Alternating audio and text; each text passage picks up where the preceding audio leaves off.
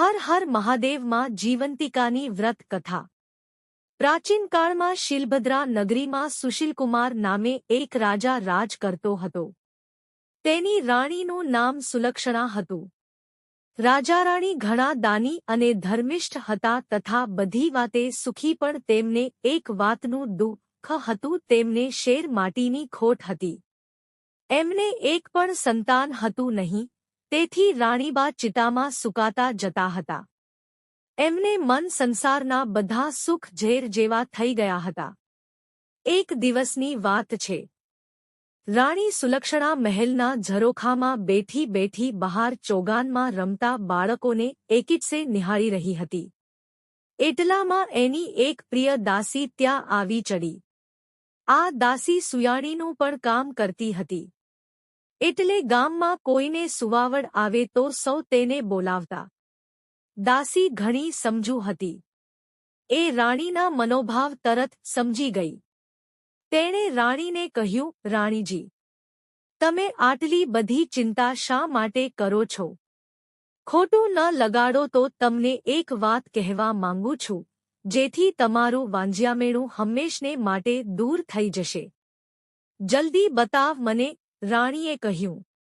દાસીએ ધીમેથી રાણીના કાનમાં કહ્યું, સાંભળો રાણીજી, ગામમાં એક બ્રાહ્મણીને 3જો મહિનો જઈ રહ્યો છે।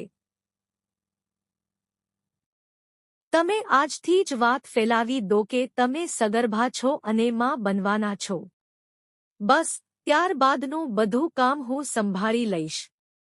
પૂરે દિવસે બ્રાહ્મણી જે બાળકને જન્મ આપશે તે હું તમને લાવીને સોંપી દઈશ।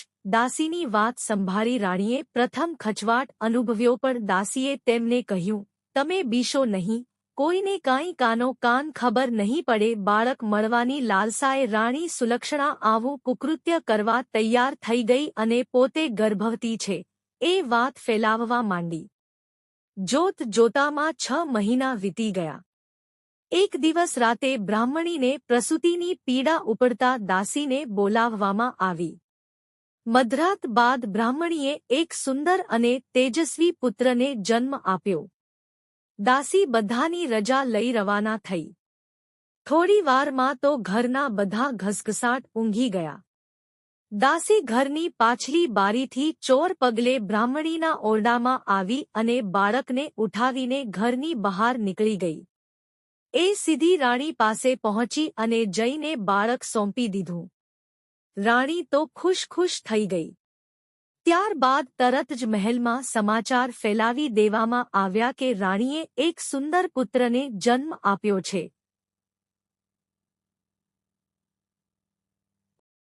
આખા નગરમાં આનંદ છવાઈ ગયો। ઘેર ઘેર દીપમાલા પ્રગટી। આખું નગર ઉત્સવ ઉજવી રહ્યું છે ત્યારે બાળકની સાચી માં બ્રાહ્મણી વિલાપ કરે છે। પુત્ર ગુમ થવાથી રડે છે, તળવળે છે। ત્યારબાદ બ્રાહ્મણીએ જીવંતિકાનું વ્રત શરૂ કર્યું। તેથી માં જીવંતિકા બ્રાહ્મણીનો પુત્ર, જે મહેલમાં રાજકુમાર થઈ ઉછરી રહ્યો છે, એની રક્ષા કરવા માંડી। રાણીએ તેનું નામ શિલસેન પાડ્યું હતું। શિલસેન મોટો થવા લાગ્યો। એ યુવાના થયો ત્યારે રાજા સુશીલકુમાર અને પેલી બ્રાહ્મણીનો પતિ મરણ પામ્યા અને શિલસેન રાજગાદીએ બેઠો। તે ઘણો દયાળુ અને ધર્મિષ્ઠ હતો। પ્રજા તેની કુશળતાથી ઘણી ખુશ થઈ। થોડા સમય પછી એ પિતાનું શ્રાદ્ધ કરવા માટે ગયાજી જવા નીકળ્યો। રસ્તામાં એણે એક વણિકના ઘેર ઉતારો રાખ્યો। આ વાણિયાને 6 બાળકો થયા અને વારાફરતી 6ઠ્ઠા દિવસે મરણ પામ્યા। આજે વણિકના ઘેર 7મા પુત્રની 6ઠ્ઠી હતી। ઘરના બધા ઊંઘી ગયા હતા ત્યારે માં જીવંતિકા શિલસેનનું રક્ષણ કરતા બારણા પાસે ઊભા હતા। મધરાત થતાં વિધાતા વણિકના પુત્રના લેખ લખવા આવ્યા। એટલે જીવંતિકા માતાએ આડું ત્રિશૂળ ધર્યું અને કહ્યું, દેવી વિધાતા, તમે અહીં કેમ આવ્યા? વાણિયાના દીકરાની આજે 6ઠ્ઠી છે, એટલે તેના લેખ લખવા આવી છું। માં જીવંતિકાએ વિધાતાને પૂછ્યું, બહેન, લેખમાં શું લખશો? ત્યારે વિધાતાએ જવાબ આપ્યો કે એના ભાગ્યમાં છે તે લખીશ કે આ બાળક કાલે સવારે મરણ પામશે. આ સાંભળીમાં જીવંતિકાએ કહ્યું, ના, ના વિધાત્રી.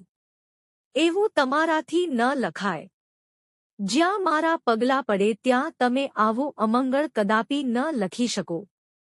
માટે આ બાળકનું આયુષ્ય 100 વર્ષનું લખજો. છેવટે વિધાતાએ માં જીવંતિકાની આજ્ઞા માથે ચઢાવી દીર્ઘાયુષ્ય લખીને ચાલતા થયા. બીજા દિવસે વાણિયાએ પોતાના બાળકને જીવતો જોયો તો એ ગદગદ થઈ ગયો. એને ખાતરી થઈ ગઈ કે આ બધું આ મુસાફરના મંગલ પગલાંના પ્રતાપે જ થયું છે. શિરસેન બીજા દિવસે જવા તૈયાર થયો ત્યારે વાણિયાએ ખૂબ જ આગ્રહ કરીને ફરીવાર આવવા કહ્યું. શિરસેને હા પાડી. ત્યાંથી એ ઘણા દિવસે ગયાજી પહોંચ્યો. પોતાના પિતાની શ્રાદ્ધક્રિયા પૂરી કરી. જ્યાં એ પિંડદાન કરવા જતો હતો ત્યારે નદીમાંથી 2 હાથ બહાર આવ્યા. આ જોઈ શિરસેનના અચરજનો પાર ના રહ્યો. તેણે પંડિતોને આનું કારણ પૂછ્યું, પણ પંડિતો તેનો કોઈ જવાબ આપી શક્યા નહીં. આમાં બીજો હાથ કોઈ દેવીના હાથ જેવો લાગતો હતો. એણે પિંડ એક હાથમાં મૂકી દીધો. આમ શ્રાદ્ધ ક્રિયા પતાવી શિરસેન પોતાને ગામ આવવા ચાલી નીકળ્યો. ફરતો ફરતો શિરસેન બરાબર 1 વર્ષે પેલા વાણિયાને ઘેર આવ્યો અને રાતવાસો રહ્યો. એ દિવસે વાણિયાને ત્યાં ફરી બાળકનો જન્મ થયે 6 દિવસ થયા હતા. રાત પડતા જ વિધાતા હઠીના લેખ લખવા આવ્યા. તો માં જીવંતિકાએ તેમને રોકીને 100 વર્ષનું આયુષ્ય લખવા કહ્યું. વિધાતાએ આજ્ઞા માન્ય રાખી. લેખ લખીને પાછા ફરતી વખતે જીવંતિકા માને પૂછ્યું, માં, તમે આ રાજકુમારનું રક્ષણ શા માટે કરો છો? આ ક્ષણે જ શિરસેનની આંખ ખુલી ગઈ. તેને કોઈક વાત કરી રહ્યું હોય તેમ લાગ્યું. તે ચૂપચાપ પથારીમાં પડ્યો આ સંવાદ સાંભળવા લાગ્યો. માં જીવંતિકાએ કહ્યું, દેવી વિધાતા, આ રાજકુમારની માતા વર્ષોથી શુક્રવારે મારું વ્રત કરે છે. તે દિવસે પીળા વસ્ત્રો પહેરતી નથી, પીળા અલંકારો પણ ધારણ કરતી નથી, ચોખાના પાણીને ઓળંગતી નથી અને પીળા માંડવા નીચે જતી નથી. આથી મારે આ રાજકુમારની રક્ષા કરવી પડે છે. એ જ્યાં જાય ત્યાં મારે જવું પડે છે. તેના લીધે હું આજે વાણિયાને ઘેર છું. જ્યાં સુધી વાણિયાને ઘેર મારો વાસ હોય ત્યાં સુધી હું તેના બાળકનું અહિત શી રીતે થવા દઉં? ભલે, કહી વિધાતા જતા રહ્યા. આ સાંભળી શિરસેન વિચારામાં પડી ગયો. એની માતા કોઈ વ્રત કરતી હોય એવું એને યાદ ન હતું. છતાં એણે માતાને પૂછી ખાતરી કરવા નક્કી કર્યું. સવાર થતાં વાણિયાએ જોયું તો તેનો બીજો દીકરો પણ જીવતો જણાયો. એને લાગ્યું કે નક્કી આ શિરસેન કોઈ મહાન માણસ છે. બીજે દિવસે શિરસેને રજા માંગી ત્યારે વાણિયાએ એમને આનંદથી રજા આપી. ઘણા જ દિવસે શિરસેન પોતાના રાજ્યમાં પહોંચ્યો. મહેલે જઈને માને પૂછ્યું, માં, તમે ક્યું વ્રત કરો છો? બેટા, હું કોઈ વ્રત કરતી નથી, રાણી સુલક્ષણા બોલી. આથી શિરસેનને શંકા પડી કે આ મારી સગી માં નથી. પોતાની માને શોધી કાઢવા માટે એણે શ્રાવણ માસના પ્રથમ શુક્રવારે આખી નગરીને જમાડવાનું આમંત્રણ આપ્યું. સાથે સખ્ત સૂચના આપી કે દરેકે પીળા વસ્ત્ર પહેરવા. બધા જમવા આવ્યા ત્યારે શિરસેને આજ્ઞા કરી કે નગરમાં તપાસ કરો કે કોઈ રહી ગયું છે. થોડીવારે અનુચરોએ આવીને કહ્યું કે એક બ્રાહ્મણી પીળા વસ્ત્ર પહેરીને આવવાની ના પાડે છે. આજે એને પીળા વસ્ત્ર નહીં પહેરવાનું વ્રત છે. આ સાંભળી રાજકુમાર ગદગદ થઈ ગયો. એણે તરત બ્રાહ્મણી માટે લાલ રંગના વસ્ત્ર મોકલાવ્યા. એ પહેરીને બ્રાહ્મણી આવી. શિરસેન સામે આવતા જ એના ધાવણમાંથી દૂધની ધાર છૂટી. અને શિલસેનના મોંમાં પડી. આ જોતા જ નગરજનો અચરજમાં પડી ગયા અને એકી અવાજે બોલી ઉઠ્યા, આ જ રાજકુમાર શિલસેનની માતા છે. ત્યારબાદ શિલસેને રાણી સુલક્ષણાને બધી વાત પૂછી.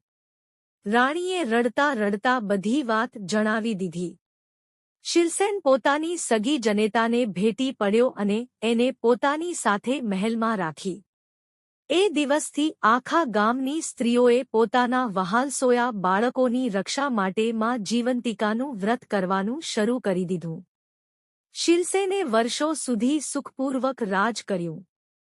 હે માં જીવંતિકા, તમે જેમ બ્રાહ્મણીના બાળકનું રક્ષણ કર્યું, તેવું વ્રત કરનાર સૌના બાળકોનું રક્ષણ કરજો અને એમને સુખ સંપત્તિ આપજો. જો તમને માં જીવંતિકાની વ્રત કથા સાંભળવી ગમી હોય તો વિડીયોને લાઇક કરો અને ચેનલને સબસ્ક્રાઇબ કરો. અને કોમેન્ટમાં જય માં જીવંતિકા લખો. હર હર મહાદેવ. જય જીવંતિકામાં.